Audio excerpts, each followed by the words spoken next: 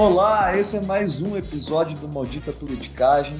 Estamos aqui reunidos novamente, mas hoje com um convidado especial. Então é um prazer estar acompanhado aqui do Bruno Bolognese, professor de Ciência Política da UFPR, né? Faz parte da diretoria também da Associação Brasileira de Ciência Política.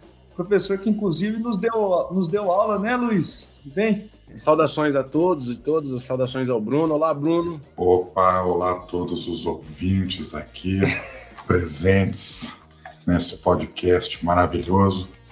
É um prazer estar com vocês, eu agradeço mesmo o convite, espero que seja útil essa minha participação. No episódio anterior, nós fizemos um apanhado didático do funcionamento das instituições brasileiras, tendo em vista as eleições. E a gente tinha dito que nós íamos aprofundar aquela discussão. E é esse o momento, essa discussão. O episódio de hoje é o episódio 29, que tem um sentido cabalístico para a gente. Para vocês entenderem por que tem esse sentido cabalístico, escutem o episódio do Jean Colomnaro, que acho que foi o número 6. Mas, diante desse estresse que a gente vive no governo Bolsonaro, em que em alguns momentos o presidente extrapola suas prerrogativas, a prerrogativa do presidente ataca outros poderes, especialmente o Supremo Tribunal Federal. Às vezes ele não cumpre as suas responsabilidades como presidente, como no caso da pandemia. Então, por um lado, ele agride, por outro lado, ele se omite. Como que as instituições reagem a isso? Por um lado, algumas vezes ele recebeu alguns vetos do Congresso, algumas leis que ele queria aprovar. Por outro lado, essas mesmas instituições, às vezes, não fazem o que delas se esperam, né? Como, por exemplo, analisar pedidos de impeachment, que já são mais de 100, o recorde no atual regime republicano. Então, como tudo isso afeta a vida política brasileira? E a pergunta que os cientistas políticos, os juristas e muita gente na imprensa se faz é: as nossas instituições estão funcionando? Para começar com uma ideia simples de instituições, e inspirados nos nossos ouvintes, a Vanessa Viacava e o Vinícius Prado, que disseram recentemente que houve um podcast no trânsito, vamos pensar o Código de Trânsito, o Código Brasileiro de Trânsito, como uma instituição. Esse conjunto de regras define quem tem o direito de dirigir, qual a preferência, qual motorista passa em qual momento, ou se tem o pedestre, ou se tem o ciclista, quais as sanções para quando a gente não respeita essas regras. Tudo isso no trânsito, essas regras nos dão previsibilidade sobre o que o outro motorista vai fazer, porque sem essas regras a coisa seria confusa, caótica, seria em muitos casos, seria impossível trafegar na cidade. Então, as instituições, para começar, elas diminuem a incerteza, né? Diminuem e permitem a locomoção na cidade, assim como outras instituições permitem o convívio humano. Então, Alessandro, como que vamos dividir os blocos? Bom, primeiro eu gostaria de pedir desculpas, porque estamos gravando dessa vez, diferente da maioria dos episódios, a gente grava de tarde hoje, então tem barulho de obra, tem cachorro latindo, tem tudo, qualquer coisa acontecendo, a gente pede desculpa já desde já. No primeiro bloco, a gente vai tentar definir o que é o conceito de instituições. São vários entendimentos do conceito e nós vamos tentar delimitar qual é a mais utilizada hoje na ciência política para orientar a nossa discussão aqui. No segundo bloco, a gente complica um pouco, como de sempre. Procuramos discutir, né, o conceito de instituição atualmente aplicado ao caso brasileiro, se elas estão ou não funcionando, que é o nosso problema hoje, nossa questão central. E no terceiro bloco, o Luiz provavelmente vai trazer algum caso de querência, o Bruno pode salvar a gente dos causos de querência, eventualmente. Inclusive, Luiz, um ouvinte nosso, Juliano Santos, me mandou uma mensagem elogiando a sua capacidade de ver a sua infância nos nossos episódios, viu? Querência do Norte parece ser um lugar muito agradável. É um laboratório de instituições políticas brasileiras, Querência do Norte.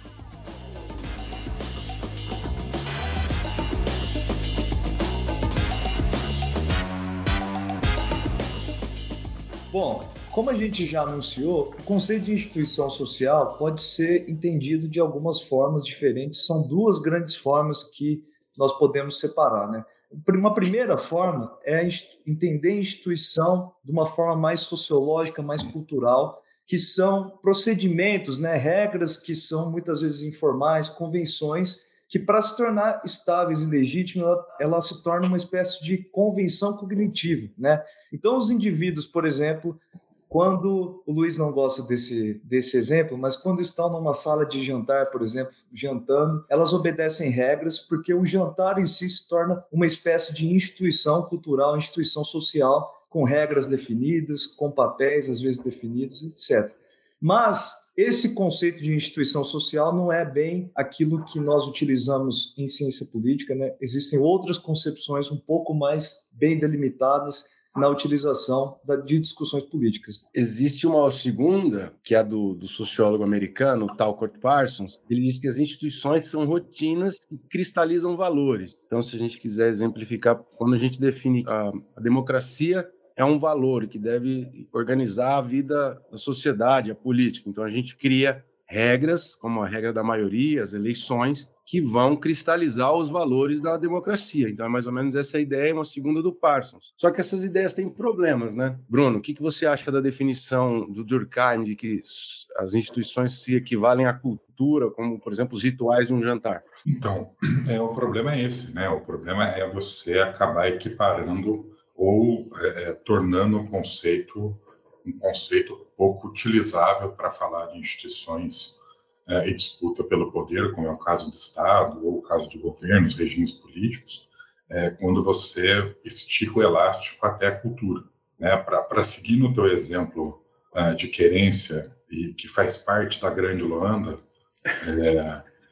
então, do trânsito, a pergunta é por que, não é se você segue a regra do trânsito para evitar bater o carro ou para evitar atropelar um pedestre, atropelar um ciclista. A pergunta é por que você para num sinal fechado à meia-noite no município de Loanda, no noroeste do Paraná. Que não tem ninguém passando. Que não tem ninguém passando. Então, o ponto é, a regra de trânsito, ela só faz sentido porque as pessoas estão utilizando o carro, né? Então, na medida em que o sinal for removido, ninguém mais vai parar, né? E o negócio da cultura é um pouco esse, você, na medida em que as pessoas somem, deixam de existir, a cultura também deixa de existir, né? Então, a instituição tem uma tênue separação da cultura, que é o que alguns autores vão chamar de exterioridade, né? Ou a concretude da instituição, que são elementos para além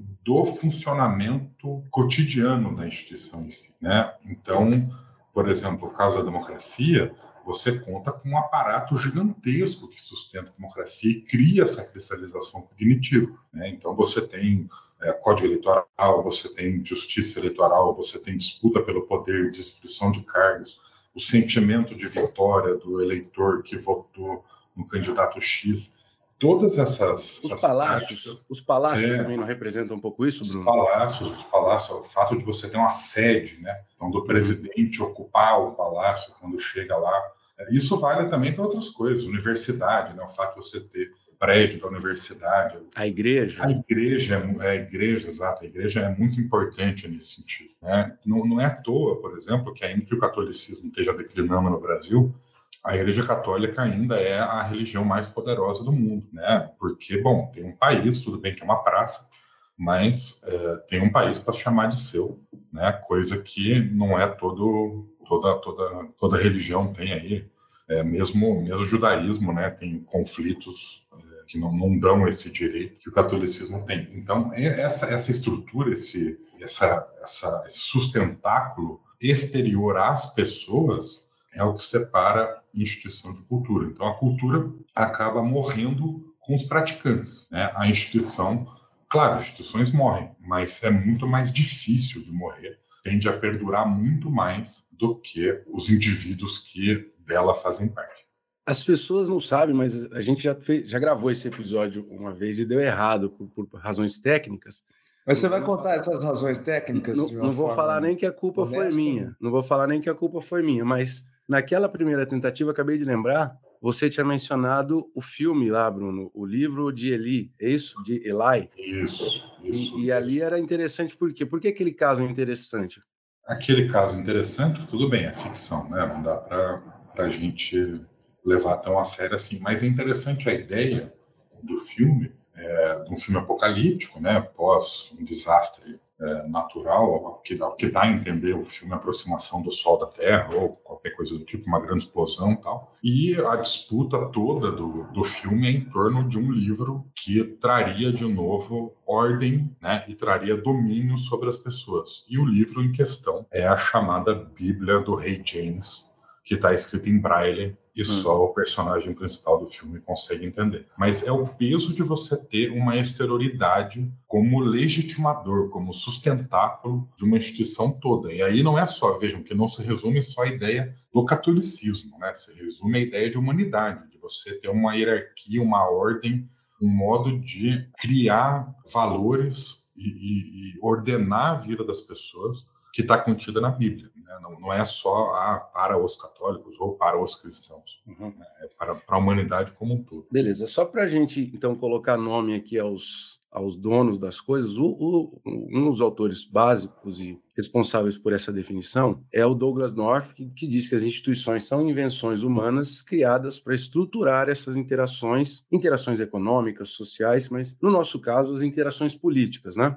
E essa é uma definição muito útil, mas o exemplo do autor, do Douglas North, a analogia que ele oferece, ela é muito clara, que é um desporto, uma partida de qualquer esporte organizado, né, como futebol, vôlei, qualquer que seja. As instituições são as regras que definem os jogadores, a extensão do campo, os objetivos de fazer gol, o impedimento, as punições, como o cartão amarelo, e no interior dessas regras operam as organizações, que são os times de futebol. Essa analogia do Douglas North com um desporto é mais interessante do que a regra de trânsito para pensar a dinâmica política, porque, nesse caso, você coloca organizações e atores em conflito direto, em disputa, que é o que move a política, né? Nós não podemos esquecer que a política, muitas vezes você está andando no trânsito, você não está em conflito com ninguém, né? Na política, em geral, os seus interesses esbarram ou se confrontam com interesses dos outros. E essa analogia, portanto, é mais adequada para pensar a política prática. Então, essa é a ideia para começar a pensar a instituição. Então, um conjunto de regras define interações, sanções, punições, e dentro das quais operam as organizações. As organizações, para nós, são os partidos, mas também os grupos de interesse, o lobby, a imprensa, outros atores, como as comissões do Congresso e assim por diante. Então, essa é a definição geral, vamos dizer, para ponto de partida, e no segundo bloco a gente vai trazer a celeuma na qual o Brasil se localiza dentro dessa discussão toda.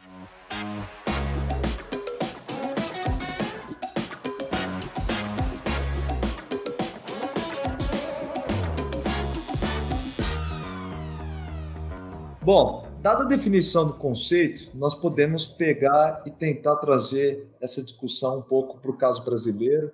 Primeiro, partindo da discussão da ciência política, né? Que o Luiz aqui deu o nome de debate de surdos, né, Luiz? Cientistas políticos dificilmente estabelecem um conceito, um parâmetro comum na discussão se as instituições políticas estão ou não funcionando. São dois grupos, né? São os otimistas e os pessimistas. Tem o bonde do Tigrão e o carreta furacão. Um grupo acha que as instituições estão funcionando. E para afirmar isso, eles pegam alguns momentos em que alguma instituição oferece anteparo para as ações do Bolsonaro. Então, quando o Supremo Tribunal Federal declarou que ele tinha feito um decreto cancelando o funcionamento dos conselhos federais de políticas públicas, que está na Constituição. O Supremo, bem no começo do mandato dele, o Supremo falou que aquilo era inconstitucional. Pronto, aí, como cientista político, falou, se as instituições estão limitando os arroubos autoritários do Bolsonaro, elas estão funcionando. Por outro lado, em muitos outros casos, as instituições não fazem isso, né?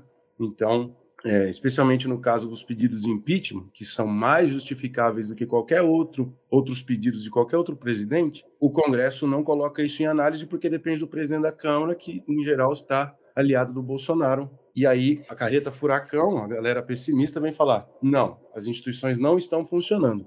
Essa visão de curto prazo, muito microscópica, ela precisa ser aprimorada, Bruno. Como que a gente pode ter um parâmetro um pouco mais estável, um parâmetro um pouco mais rigoroso ou ambicioso para definir se as instituições estão funcionando ou não? Em primeiro lugar, para poder responder isso aí, para a gente não cair nessa valeta de falar que as instituições estão funcionando sempre, qualquer que seja o resultado, né? Então, nessa perspectiva mais otimista que você deu, as instituições bastam estar em pé ali, né? Basta estar jogando parado que está funcionando. E para você ter uma definição disso, você pode usar critérios objetivos, né? Então, instituições em geral, né, o conceito de instituições em geral, prevê que instituições operam bem quando elas fornecem ordem para a vida das pessoas, não no sentido positivista do termo, mas no sentido de você conseguir elencar hierarquias na sua vida, né? Que você oferece estabilidade, né? Então as pessoas entram em instituições e querem instituições, criam instituições, porque isso deixa a tua vida melhor, deixa a tua vida mais estável. Né? Você pertence a um grupo, você age a partir de condutas partilhadas, valores contratados entre as partes. Né? E, por último, que ela dá previsibilidade. Né? Então, instituições, no geral, têm essas 3 funções que a gente pode verificar empiricamente, né, com dados, se estão cumprindo ou não. No caso de governo, né, então a gente está falando do presidencialismo brasileiro, de encarar o presidencialismo como uma instituição, ela tem funções adicionais, que é uma instituição política específica. Então, você ter governabilidade, ou seja, você conseguir implementar uma agenda, você ter uma agenda, né, você ser minimamente responsivo a quem te elegeu. Então, você representar as pessoas do país como um todo e entregar isso em forma de política pública. Né? Então, você falar que o presidencialismo está funcionando porque o STF levanta o cartão amarelo e impede, porque o presidente da Câmara não recebe um PL de origem do presidente, etc., para usar a analogia do Douglas North, você dar destaque na instituição para o juiz e não para os jogadores. Uhum. Né? Então, seria como se, na analogia do Douglas North, você tivesse cartão amarelo sendo o principal jogo a ser jogado. Né? Então, a disputa não seria fazer gol, seria quem toma mais cartão amarelo, menos, mais vermelho, menos vermelho. É como assistir mais a Central do Apito do que o próprio jogo, lá, aquele programa horrível da Globo que é sobre arbitragem. Ninguém aguenta aquele negócio. Eu realmente não partilho da cultura do esporte bretão, mas eu acredito em você, né? Acredito na baixa qualidade do debate futebolístico brasileiro. Se esse exemplo a gente pudesse pegá-lo, seria o governo tem que fazer políticas públicas para a população, respeitando os limites que são as próprias regras das instituições a respeito dos outros grupos, das minorias e assim por diante, né? Inclusive dos outros poderes constituídos. Se isso for feito, ele consegue, no final de tudo, fazendo políticas, respeitando as regras, ele consegue legitimidade perante todos os demais atores, inclusive os cidadãos comuns, né? E é isso que muito claramente não está acontecendo no Brasil, certo?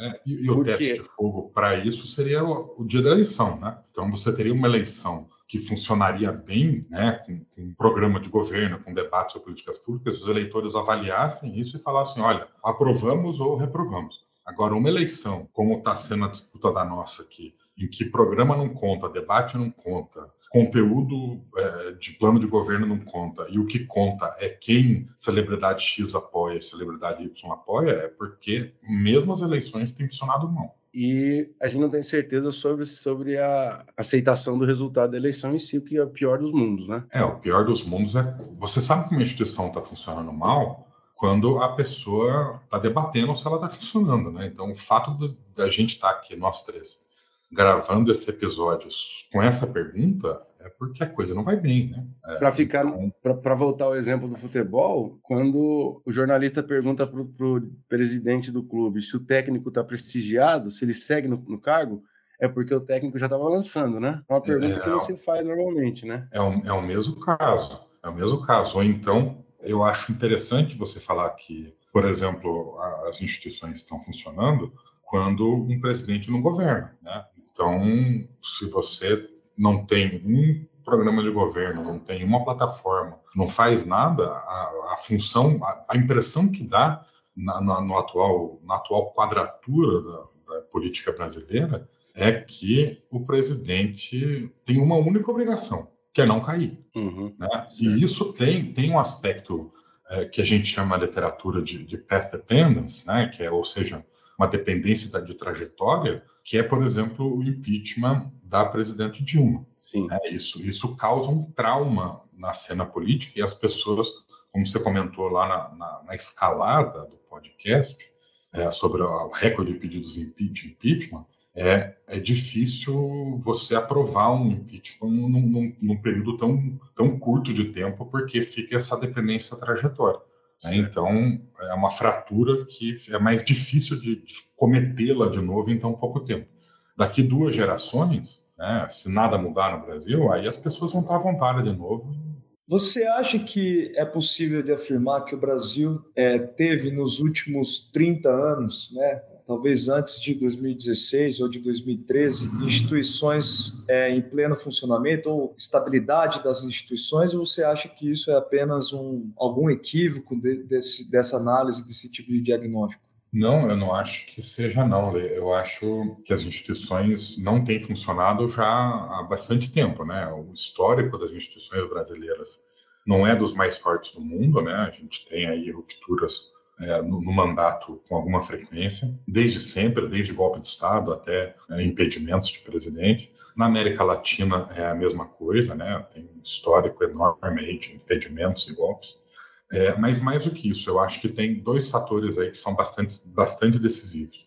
Um fator que foi o questionamento da vitória da Dilma Rousseff, né? Então, o primeiro mandato, né? Então, o questionamento da vitória é um sinal. Tem autores que estudam, por exemplo, o leste europeu e mostravam que esse era um fator decisivo para a democracia não se consolidar no leste europeu, quando acaba, né, o regime soviético e os partidos de oposição ou o partido perdedor da eleição não aceitava o resultado. E o outro fator que eu acho que é bastante sintomático foram as marchas de 2013, o movimento de 2013, os protestos de 2013, e a resposta do governo muito fraca e muito pouco responsiva, né? Então, para a gente comparar dois casos, o Chile, por exemplo, quando viu a coisa daquele tamanho na rua, fez uma constituinte nova com as demandas da população, né? O governo brasileiro, à época, comandado pela Dilma Rousseff, foi lascar um parmesão e fazer uma dose de Campari, né? Então, Então você está dizendo que nos dois flancos dos principais atores da contenda política, na oposição, que era o Aécio, e no governo, nós tivemos falhas centrais na condução das instituições. Então, o que nós estamos dizendo, se eu entendi direito, é que as regras estão ali, elas funcionaram mal ou bem em um determinado momento, só que elas começaram a parar de funcionar porque existem atores que operam essas regras, né? não há teoria institucional que opere sem papel dos atores, né? Isso. Na teoria institucional, há autores institucionalistas que pensam que dá para operar sem atores.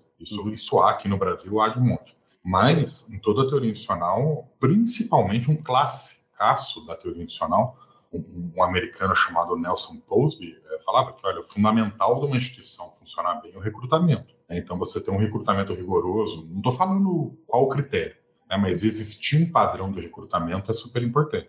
Vamos falar para aqueles que são fora da ciência política, né, o que significa o recrutamento, seria a seleção, os mecanismos de seleção de pessoas qualificadas para ocupar determinado posto, né, para desempenhar determinada função, etc. Né? Quando nós falamos de recrutamento, nós estamos nos referindo a esses mecanismos. Exato. Você pode, você pode ter objetivos mais ou menos afiados, né? Então, assim, uma instituição muito restrita recruta um nicho muito restrito, né? Uma instituição muito ampla recruta um nicho muito amplo, como é o caso, por exemplo, da Câmara dos Deputados. Domingos aí, que é especialista no tema, recruta um catadão, né?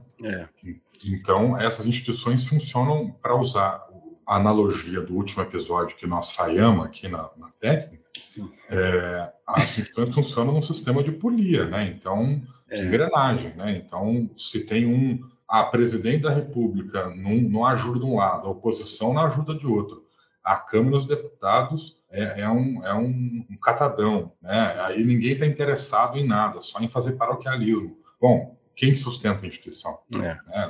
Ninguém está fazendo o serviço de carregar o piano de sustentar a instituição. Eu acho que essa ideia é interessante porque as instituições, elas precisam gerar, à medida em que elas funcionam, à medida que se dá a sua rotina, elas precisam que os atores que as operam internalizem o seu valor, respeitando a sua liturgia, né? Quando o presidente da República, que é o fiador do sistema político, não responde a uma manifestação daquela monta de 2013, ou quando a oposição, em 2014, não respeita o resultado das urnas, os próprios atores não estão dando valor para as instituições. E aí a coisa começa a desandar, e desandou desde então significativamente, né? E aí, para a gente fechar essa discussão, tem um conceito de Embedded Institutions, é isso, do Colomer, que a gente precisava explorar um pouco para falar dos partidos, Bruno. é a ideia de que existem instituições inseridas umas às outras, porque quando a gente fala de governo de um país, de um Estado-nação, não é só uma regra, não é só o presidencialismo, não é só o sistema eleitoral, é uma, como nós dissemos no episódio anterior, se vocês quiserem entender presidencialismo, sistema eleitoral, ouçam o episódio anterior. Mas como isso tudo se combina nessa ideia de polias também? Como que é essa ideia do Collamer?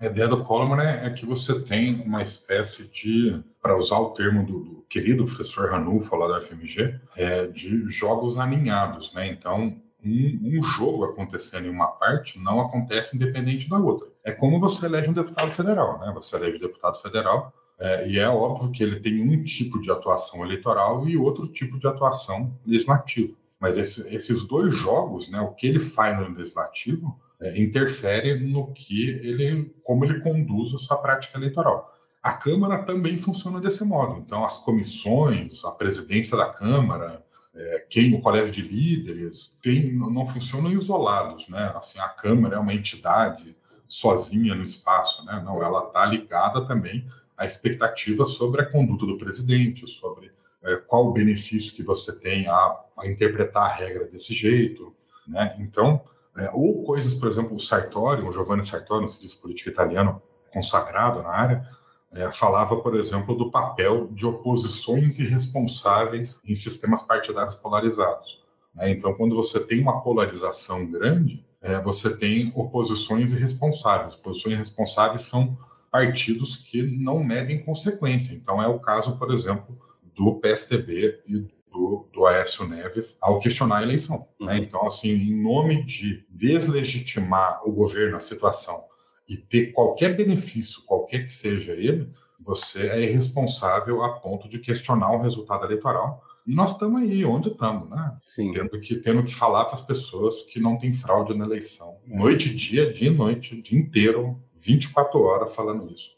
Eu queria perguntar, Bruno, então o crescimento desse tipo de personagem, desse tipo de ator no interior da política nacional, como é o caso do presidente da República, como é o caso de muitos outros, né, deputados, enfim, é um sintoma de que as coisas não vão bem. Isso, é um fenômeno, Lê, que eu e o próprio Luiz já tínhamos notado num paper que a gente escreveu, e outros autores também têm mostrado isso. Então, essa abertura foi construída principalmente com as mudanças no financiamento partidário eleitoral. Então, a mudança no financiamento partidário eleitoral facilitou, por exemplo, a fragmentação de partidos e fragmentou a tal ponto que o ator mais relevante do Congresso, que é o Centrão, que é um catadão do baixo clero. Né? Então, eu acho que, por exemplo, a característica principal do presidente da República, eu entendo que as pessoas pensem em outras coisas, né? Mas como analista político, é que ele é um legítimo representante do baixo clero. Né? Ele conduz a presidência como se ele fosse um vereador federal. E isso é consequência do nosso sistema partidário. Né? Então, foi o sistema partidário que foi deixando um partido, 2 partidos, 3 partidos, 25 partidos.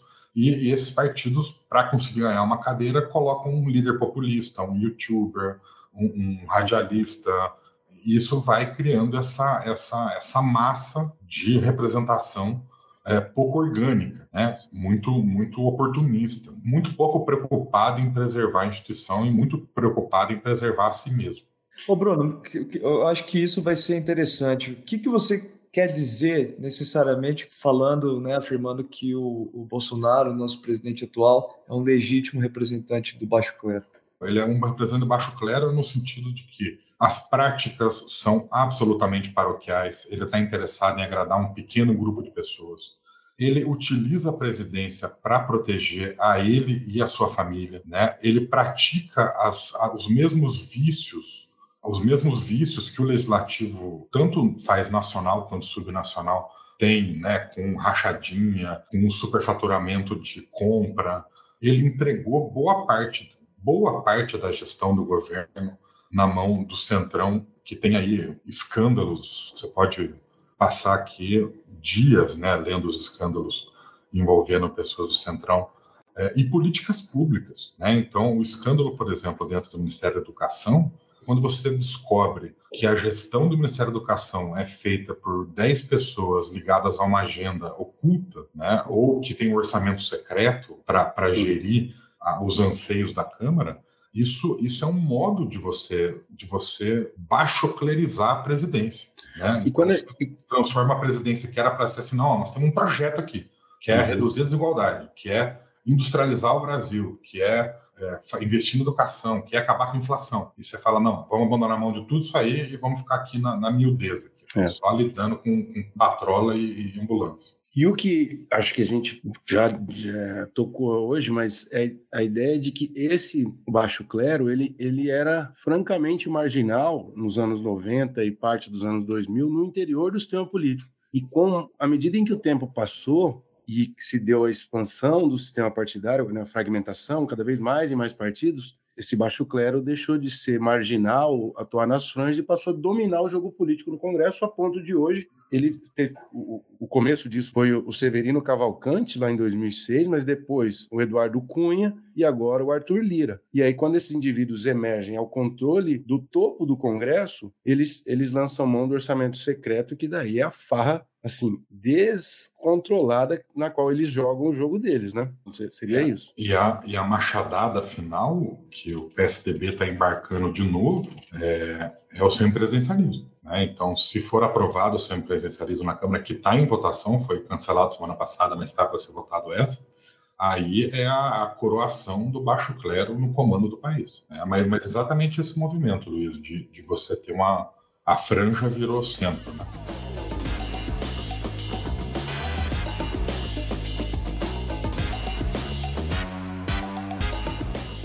Então, Bruno, a gente sempre tem uma pergunta, né? Uma pergunta sobre algum tipo de maldição da nossa política, e a gente pede também uma historinha. Então, vai preparando uma historinha. Enquanto isso, eu vou perguntar para você se você acha que o nosso desenho institucional, as instituições políticas brasileiras, são ou não são malditas? Então, nesse critério que a gente, nessa casa que a gente está falando, as instituições políticas brasileiras, elas estão assim no colo do cramunhão, né?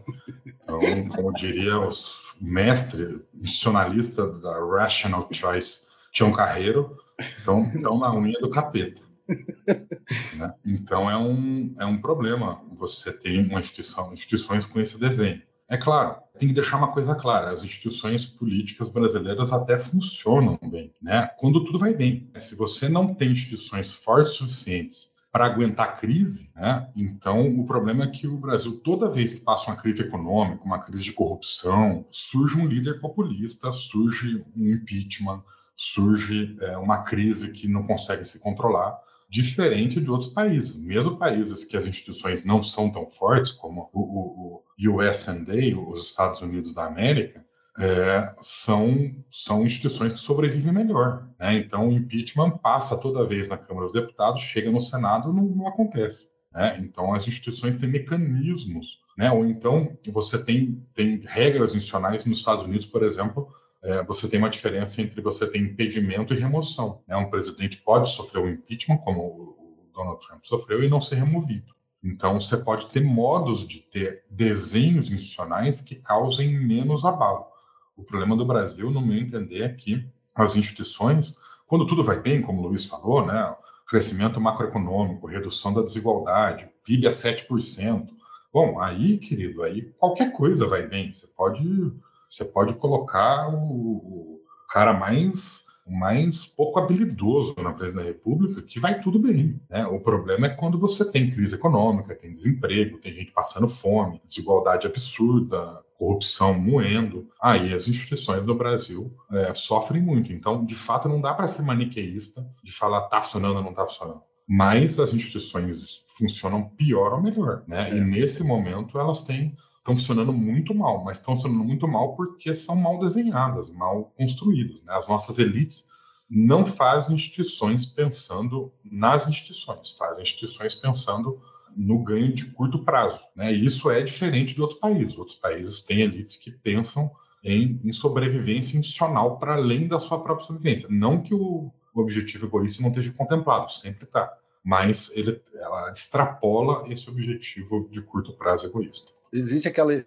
caso clássico do Homero, né, no Ilíada, que ele conta a história do Ulisses, que ele estava navegando e sabendo do risco de passar perto do canto das sereias que seduzem os marinheiros, e ele tapa com cera o ouvido dos remadores e ele se amarra ao mastro para eles não cederem ao canto das sereias. Instituição também é isso, né?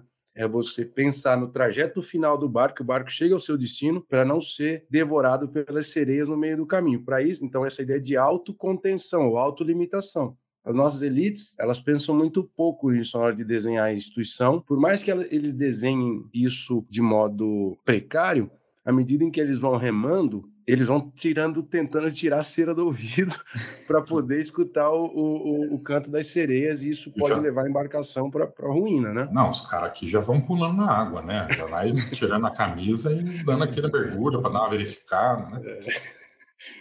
Não, mas essa coisa de você ter instituições seletivas, né? Que é o livro do Tibério sobre constrangimentos institucionais, é justamente isso. O que ele mostra que outros países, as pessoas fazem isso, né? Tem um objetivo, as elites têm um objetivo de construir uma instituição e vão criando mecanismos. Um exemplo bem legal disso é a comparação, por exemplo, da abolição da escravatura no Brasil e nos Estados Unidos. Então, os Estados Unidos é um país que o federalismo é um pouco criado em torno da questão da escravatura, para dar direito a alguns estados terem escravos, né, comercializarem escravos e tudo mais. Para além da questão moral absurda que envolve esse tema, mas o negócio o Brasil, quando abole a escravatura, ele é o país que mais trafica escravos no mundo. Né? Então, as nossas elites sempre tiveram a coisa de criar a regra e não respeitar a regra. Né? E os Estados Unidos, por exemplo, que é um país que tem 1 milhão de problemas, mas que é um país de tradição mais liberal, no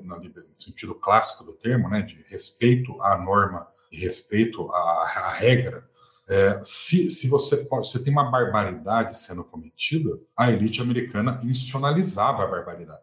Né? Então, se pode ter escravo, tá bom, então vamos colocar na lei aí, pode ter escravo.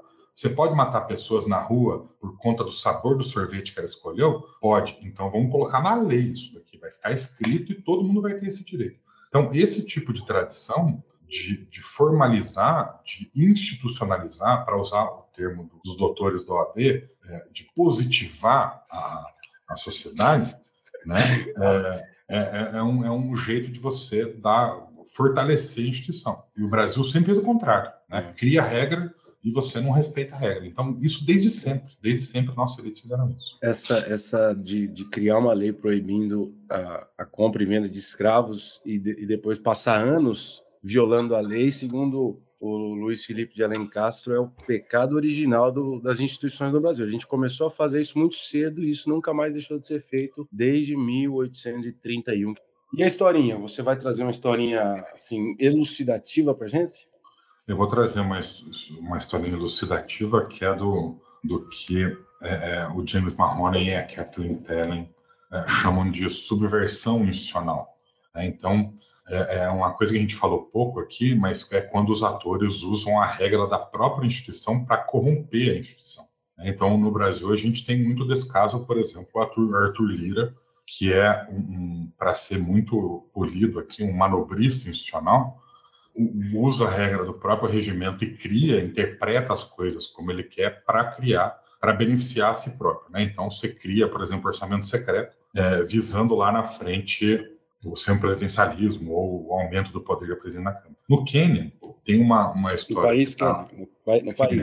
No país Quênia tem um estudo sobre a constitucionalização da legalização de terra. Né? Então, nos anos 2000, final dos anos 90, começo dos anos 2000, existia um país a ser explorado, né, do ponto de vista da urbanização, né, não colonizado, mas explorado do ponto de vista da urbanização e tal, e tinha a figura do indivíduo que era responsável por legalizar a ocupação de terra. Né? Então, você tinha um corretor de imóvel que ia lá e olhava as terras que eram legais, verificava na prefeitura, ia no cartório, aquela papelada toda que a gente está acostumado aqui. E esses responsáveis por fiscalizar e legalizar a terra começaram a cobrar ilegalmente taxas para que você pudesse ocupar uma terra que você tinha direito. Então, você comprou lá um lote, né, e quer construir aquela meia água lá naquele lote. Aí o cara tem que falar, ó, você está autorizado aqui. O cara falava, não, eu preciso aqui de um pé de meia aqui por fora para eu autorizar. Quando esse esquema foi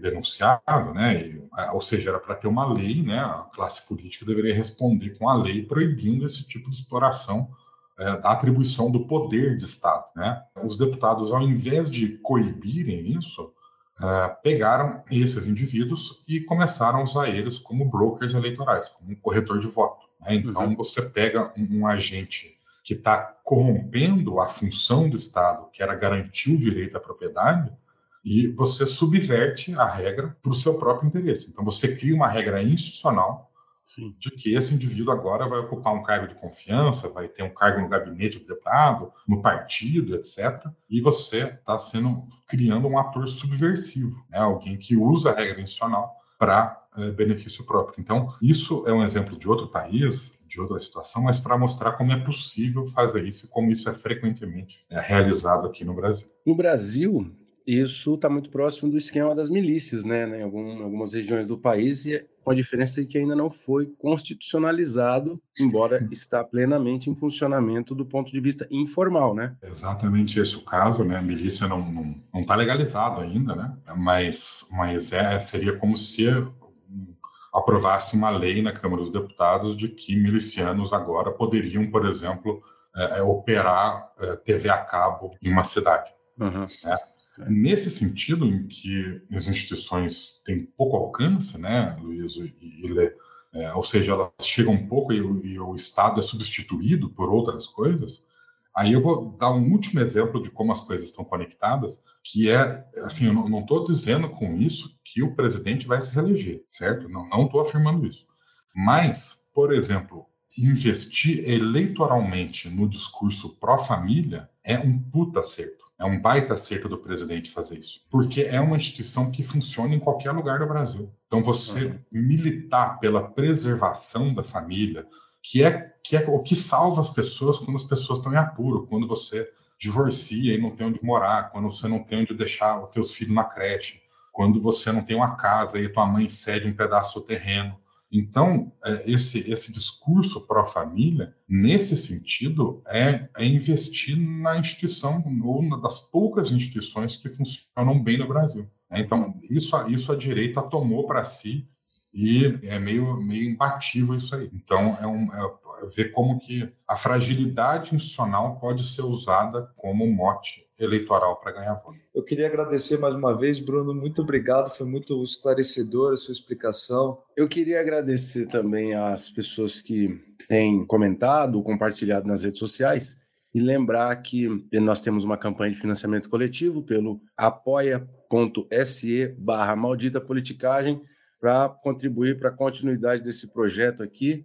Então, doem lá de 5 a quantos vocês acharem justo, e também para aqueles que pegam o trânsito para ir para o seu trabalho, como é o caso da Vanessa e do Vinícius, que vocês comentem com os outros professores, alunos, estudantes que escutam podcast indo para os seus ambientes de trabalho e de estudo, para eles escutarem e compartilharem o Maldita Politicagem. Eu também quero agradecer ao Bruno e mandar um abraço para ele e para todos os nossos ouvintes. Valeu! Valeu! O Maldita Politicagem tem produção e roteiro de Luiz Domingos Costa e Alessandro Tokumoto, design e edição de áudio de Fábio Tokumoto.